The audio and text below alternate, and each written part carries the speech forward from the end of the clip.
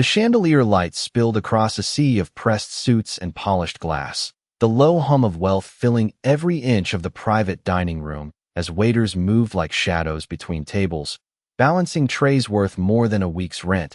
And at the center of it all stood Ava Brooks, her fingers steady around a crystal wine glass even as dozens of eyes passed over her like she didn't exist, or worse, like she existed only to serve. The air thick with quiet judgment and louder laughter that didn't belong to her world.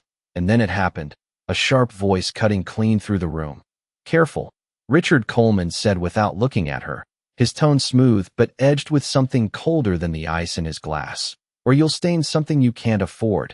And just like that, the laughter shifted, subtle but unmistakable, a ripple of amusement moving across the table as a few guests exchanged glances, the kind that said they'd seen this before and expected more of it, because in this room power wasn't just spoken, it was performed, and Ava felt it, not in the words, but in the silence that followed, in the way no one stepped in the way everyone watched, waiting to see what she would do next. Her hand paused midair, the glass catching the light as her reflection stared back at her for half a second too long.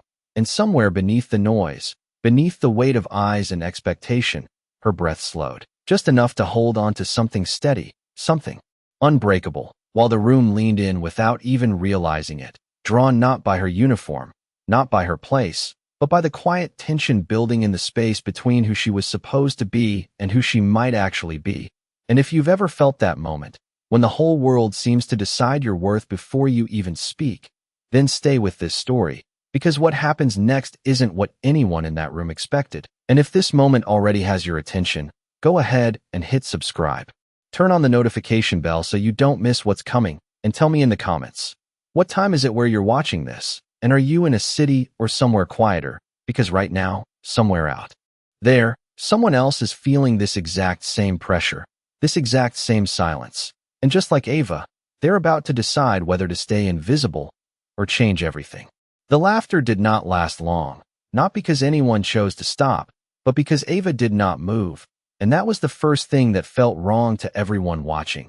The invisible rhythm of the room breaking in a way no one could quite explain, as if a single note had been held too long in a song that was never meant to pause.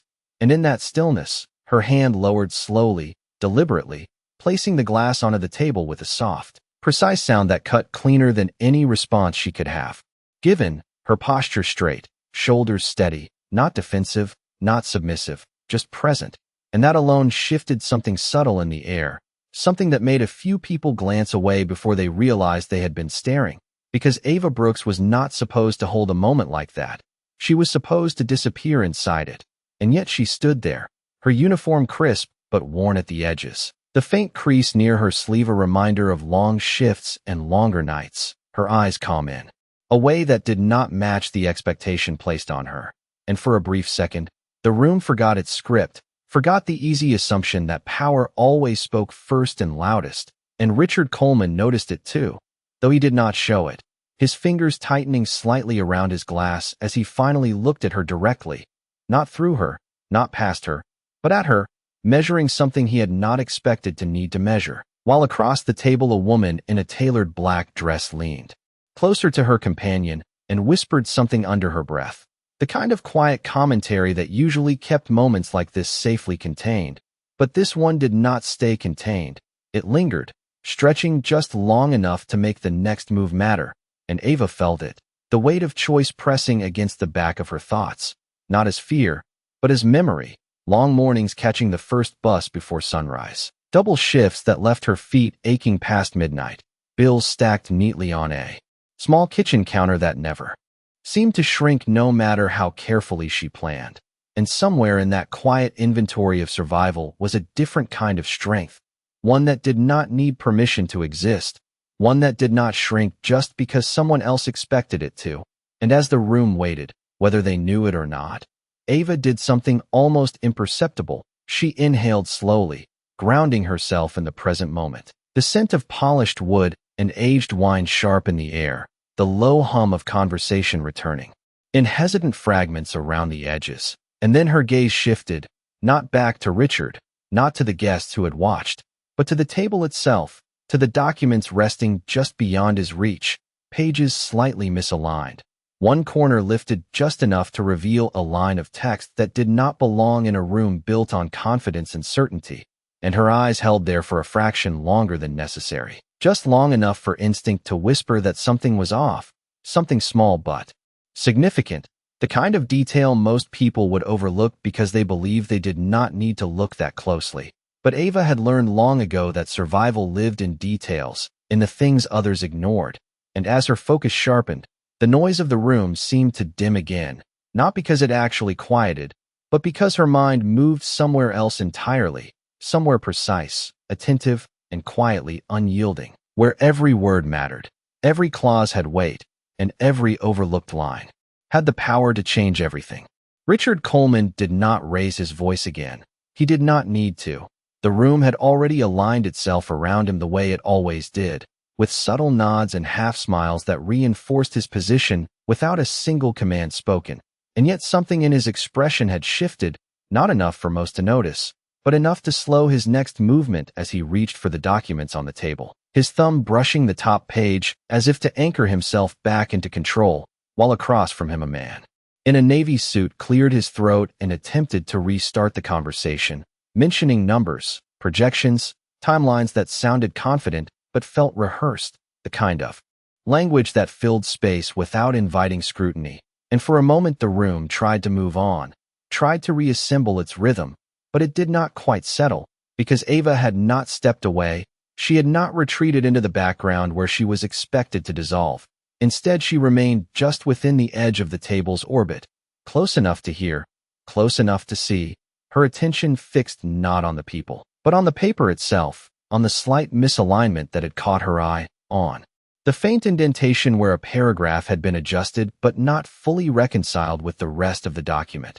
And as the voices around her continued, layering confidence over complexity, her mind moved quietly through the text she could partially see, reconstructing patterns, recalling fragments of information she had once studied not in classrooms filled with polished desks, but at a small kitchen table under a flickering overhead light, reading borrowed materials, watching old lectures on a second-hand laptop that took minutes to load a single page, teaching herself how language could shape outcomes long before she ever stepped into a room like this. And now that same awareness pressed forward, uninvited but undeniable, because the line she had glimpsed did not align with the tone being presented. It did not match the assurances being spoken so easily across crystal glasses and confident smiles. It carried a different weight, one that shifted responsibility in a way that most people in this room would never expect. And she knew that if left unchecked, it would not reveal itself until it was too late, until signatures turned into consequences, until certainty turned into regret. And for a second she hesitated, not out of fear of the room, but out of understanding of what speaking would cost her. This job, this fragile stability she had built shift by shift, tip by tip, the quiet balance she maintained just to stay afloat. And yet the longer she stood there, the more the silence from earlier echoed in her mind, not as humiliation, but as a question, one she could not ignore. And without fully deciding to, her hand moved slightly toward the edge of the table, not touching the documents, just close enough to mark her presence again. And her voice, when it came, was steady, not loud, not challenging, just clear enough to be heard by those who mattered. "Excuse me," she said, and the words did not demand attention, but they drew it anyway, because they came from someone who was not supposed to speak. And as the final syllable settled into the air, the conversation stopped once more, not abruptly, but completely, as if the room itself had paused to listen, and in that pause, every assumption about who Ava Brooks was supposed to be began, quietly, to unravel. The word lingered in the air longer than it should have, soft but unmistakable, and for a moment no one responded, not because they did not hear her, but because they did not expect to, and that difference created a pause that felt heavier than the conversation that had come before it. As Richard's gaze shifted fully toward Ava now, no longer dismissive, but sharpened by something closer to irritation, the kind that surfaced when control was interrupted in a space designed to protect it, while a few guests leaned back slightly in their chairs, watching with a curiosity they did not bother to hide. their interest no longer in the deal, but in the disruption itself, and Ava felt every bit of it, the weight of attention pressing against her without touching her. The awareness that this was the point where most people would apologize, step back, disappear into the role they had been assigned. But she did not move, not yet. Her voice steady as she continued. "I am sorry to interrupt," she said, each word measured, respectful, but not diminished. "But I believe there is something in that document that might need a second look." And the reaction was immediate, not loud, but sharp, a few quiet scoffs slipping through the room like cracks in glass. Someone exhaling a short laugh, as if the suggestion itself was absurd, and near the end of the table a man shook his head slightly, whispering something to the woman beside him that ended with a faint smile, the kind that dismissed. Without engaging, while Richard's expression hardened just enough to signal where this was going, his fingers resting flat against the contract now, claiming it without lifting it, his voice calm when it came, but edged with impatience. "And what exactly makes you think you are in a position to review anything at this table?"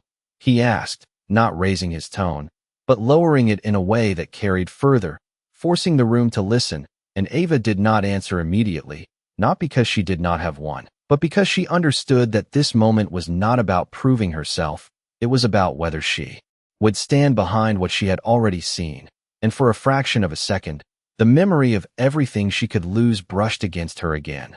The rent due at the end of the month, the quiet responsibility waiting for her beyond these walls, the life that depended on her choosing stability over risk. But then her eyes returned to the page, to that single line that did not belong, and something inside her settled, not louder, not stronger, just clearer, and when she spoke again, it was not defensive, not apologetic, just certain. "Because the clause near the middle of the agreement," she said, her gaze still on the document rather than on him.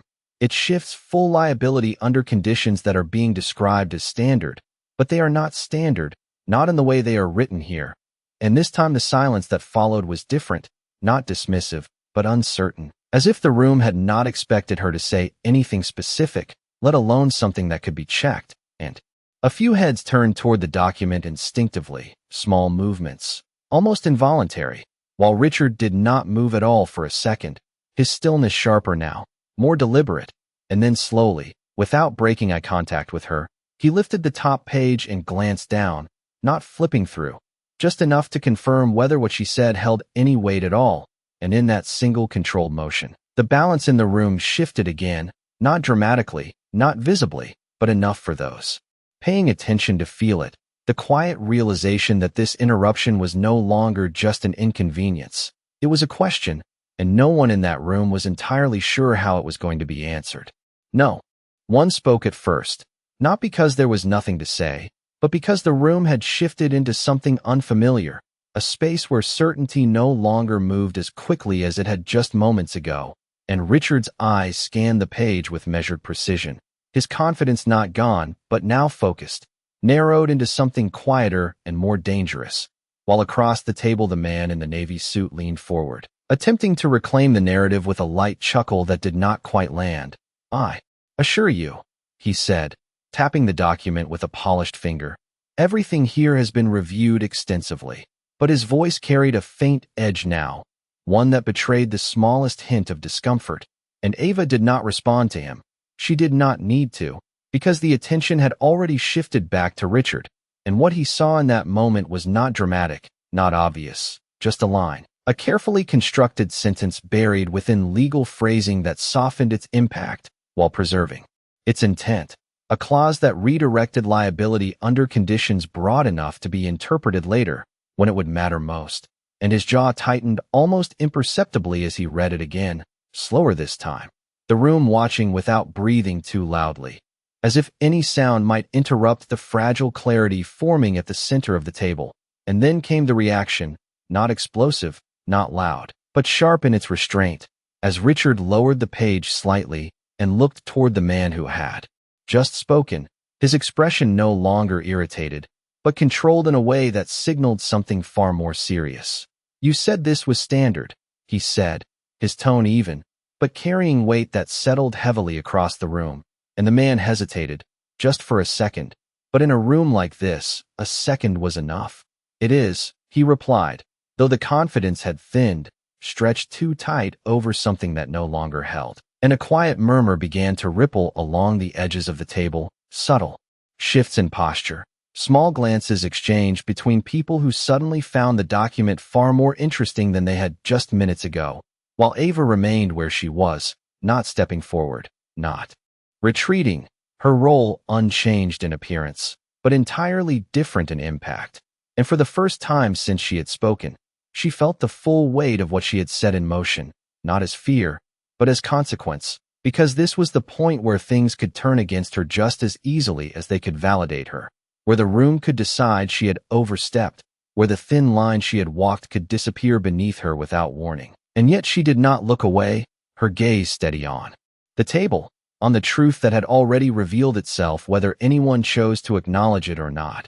And then Richard moved again, this time flipping the page fully, scanning the surrounding paragraphs, tracing the structure of the agreement as if mapping out its intent, and the silence deepened, no longer dismissive, no longer curious, but heavy with realization, because the more he read, the less room there was for dismissal. And when he finally spoke again, it was not to Ava, not directly, but to the room itself. "Give me a moment," he said, setting the glass aside as his focus sharpened completely on the document. And just like that, the balance of power shifted once more, not through force, not through volume, but through something far quieter, the undeniable weight of truth finding its place in a room that had not expected to hear it. And in that moment, the woman who had been invisible at the edge of the table had become the axis around which everything now turned. The room did not return to its previous rhythm. It could not. Something had already been exposed, and now every second stretched longer than it should have, filled not with conversation, but with the quiet sound of pages turning and the faint clink of glass settling back onto polished wood. As Richard leaned slightly forward, his attention completely absorbed, his world narrowed down to ink and structure and implication, while the others waited, not speaking, not interrupting, because whatever was happening now had moved beyond performance into something far more real.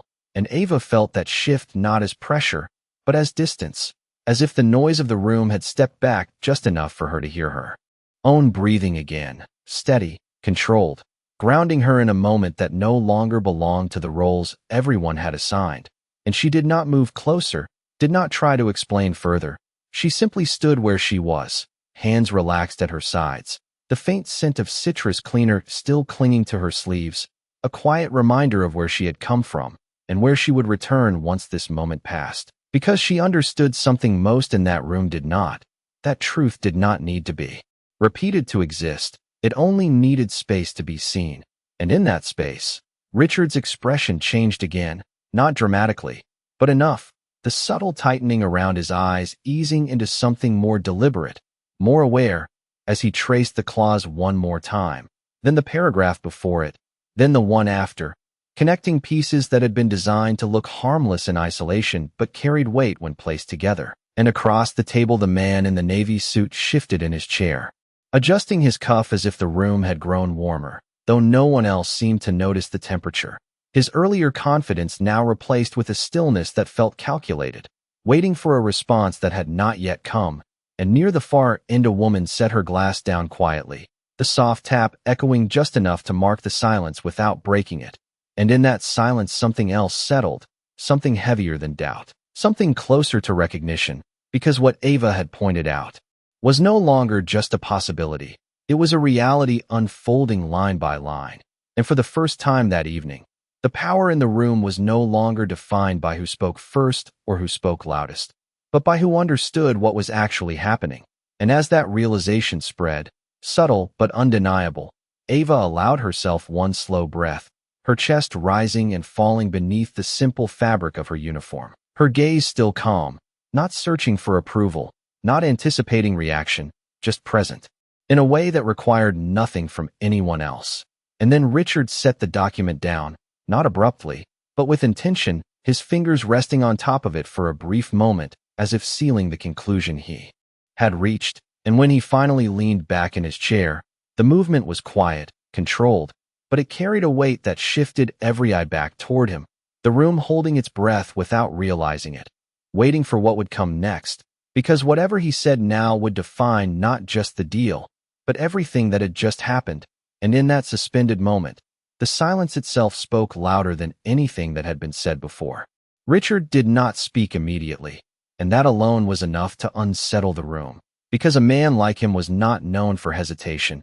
Yet now his silence stretched, deliberate and heavy, his gaze no longer scanning the document, but fixed somewhere just beyond it, as if recalibrating everything he had assumed only minutes earlier. And when he finally moved, it was not toward the contract, but toward Ava, his eyes lifting fully to meet hers for the first time without dismissal, without distance. And in that look, there was something unfamiliar, not warmth, not yet, but recognition, the kind that arrives quietly when certainty breaks and something more honest takes its place. And across the table the man in the navy suit shifted again, this time leaning forward with urgency that no longer felt controlled.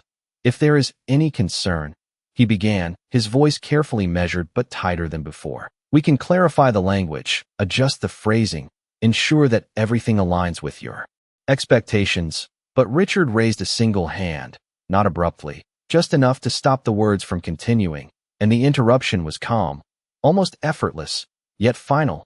"It is already clear," he said, his tone even, but carrying a weight that pressed down across the entire room. And then he turned the document slightly, angling it toward the others at the table. "This clause does not protect my company," he continued, each word placed with precision. "It transfers exposure in a way that would leave us fully responsible under conditions that are far too broad to ignore."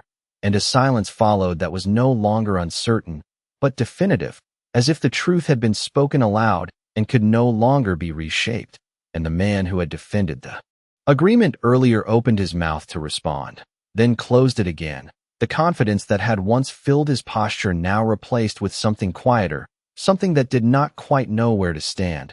While around the table, subtle reactions unfolded, a slow exhale here, a slight shift in a chair there, eyes lowering to the document that had suddenly become far more than just paperwork.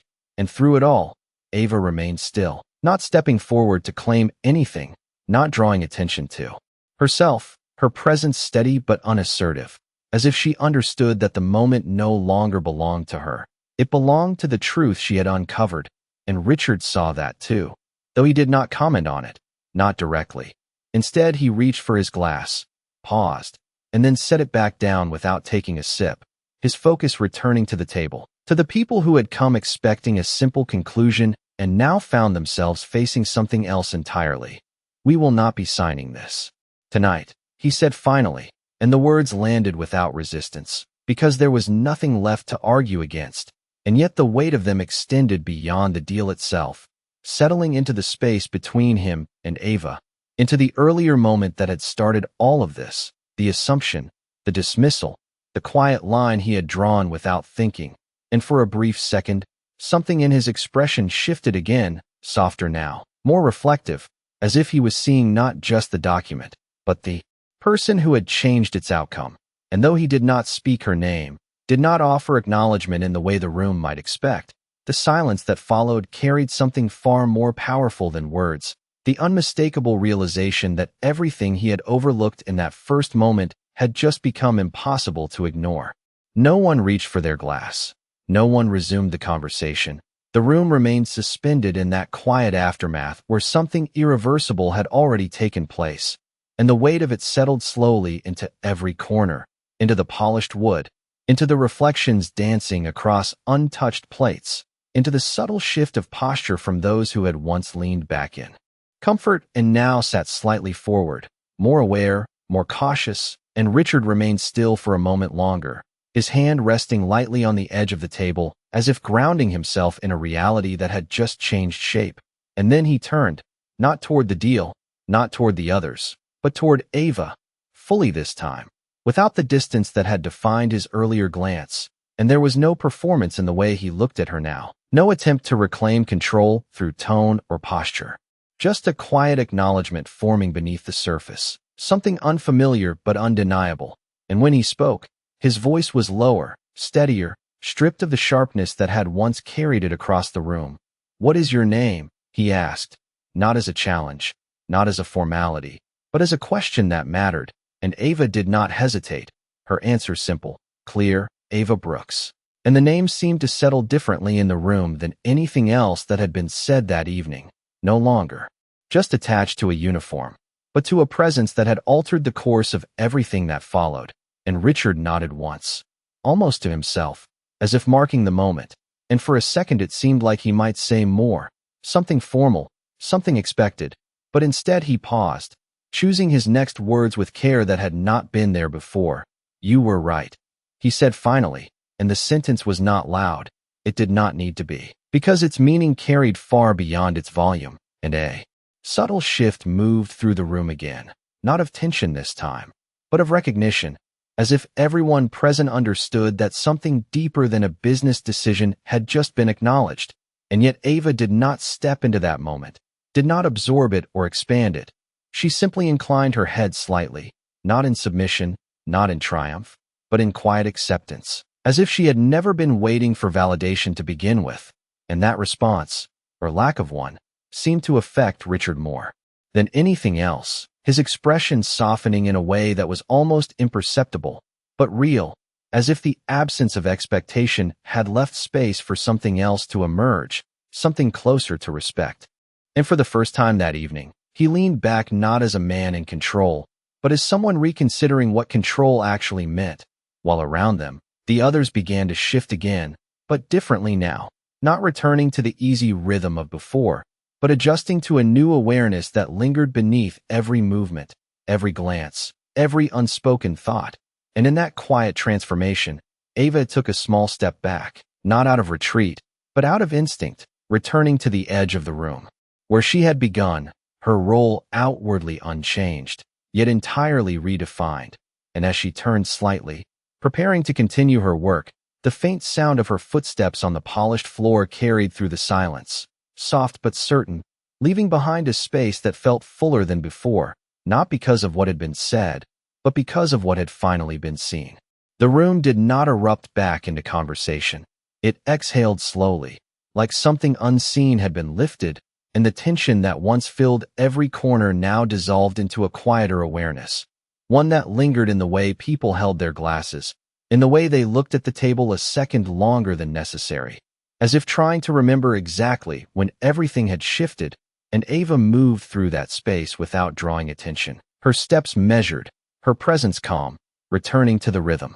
She knew the simple, grounded motions of her work, adjusting a plate, straightening a napkin, refilling a glass that no one had touched, and yet nothing about those movements felt the same anymore, because the room had changed, not loudly, not visibly, but in the way people now saw, in the way assumptions no longer fit as easily as they had before. And across the table Richard remained seated, his posture no longer commanding the room, but existing within it, his gaze following Ava for a brief moment before lowering again, not in dismissal, but in thought, as if he was still processing something that extended beyond the contract, something quieter, more personal. And for the first time that evening, the distance between power and presence did not feel as wide as it once had. And as Ava reached the edge of the room, her reflection caught in the tall glass panels lining the wall. She paused for just a second, not to admire, not to question, but simply to breathe, to let the moment settle into something real, something she could carry beyond this place, beyond the lights and the quiet judgments and the sudden recognition, because tomorrow would come, and it would not look like this room, it would not sound like this silence. But something had shifted inside her as well, something steady, something that did not depend on who was watching or who was not. And as she turned back toward her work, the soft hum of conversation began again, not as loud, not as careless, but changed, shaped by what had just unfolded. And if you have ever been underestimated, if you have ever stood in a room where no one expected you to matter, then you already understand what this moment means, because sometimes strength is not about raising your voice. It is about standing still long enough for the truth to be heard. And if this story stayed with you, take a second to subscribe to the channel, turn on the notification bell so you never miss a story like this, and share your thoughts in the comments below, because your voice matters more than you think, and somewhere out there, someone might be waiting to hear it, just like this room once waited without even knowing it. And in the quiet that followed, the kind that does not need applause or explanation, the kind that lingers long after the moment has passed, there was something unmistakable, something deeper than recognition, something that felt like justice, not spoken, not declared, but simply present. If this story stayed with you, go ahead and subscribe and turn on notifications. In the next video, I will talk about the story Billionaire called a black waitress illiterate. Then the room fell silent. See you in the next video. Thank you for watching.